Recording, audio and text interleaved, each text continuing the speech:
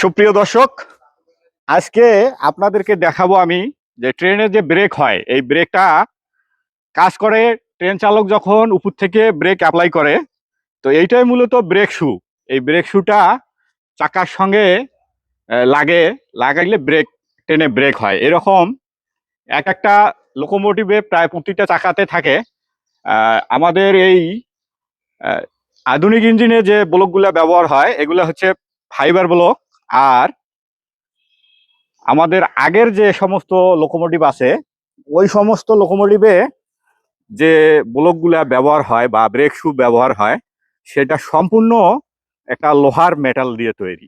এখন দেখাবো এটা কিভাবে চাকার সাথে লাগে। আপনারা একটু খেয়াল করলে দেখতে পাবেন।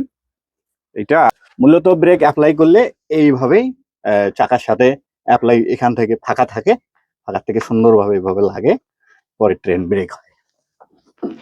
ধন্যবাদ সবাইকে।